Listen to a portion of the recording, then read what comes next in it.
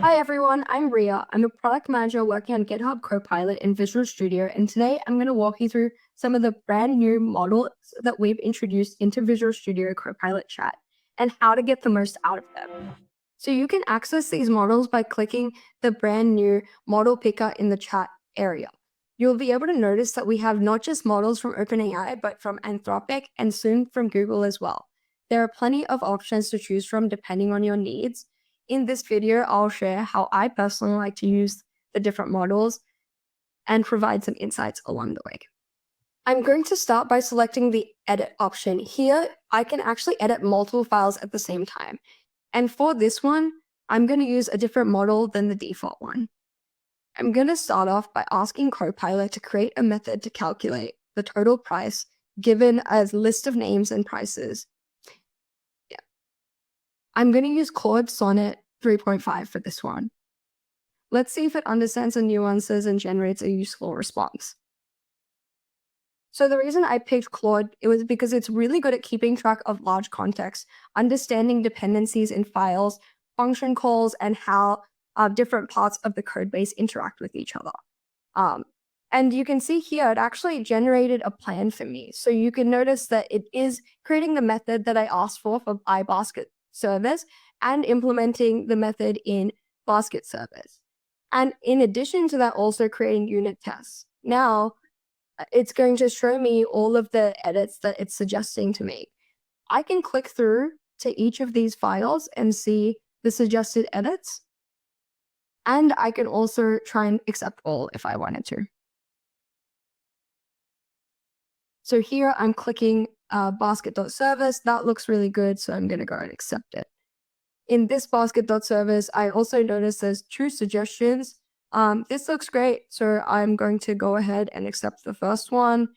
And then now I can see the method here that I'm accepting.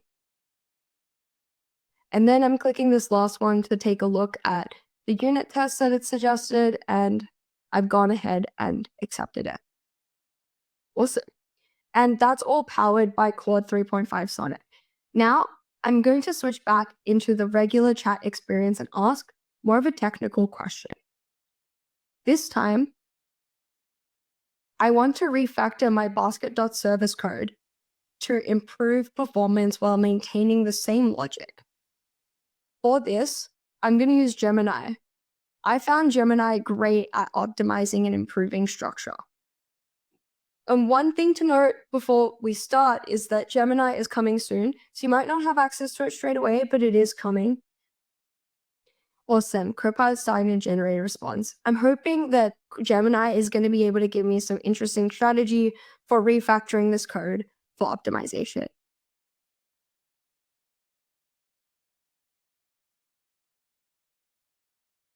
Awesome, it looks like it's actually gone ahead and rewritten my basket.service class.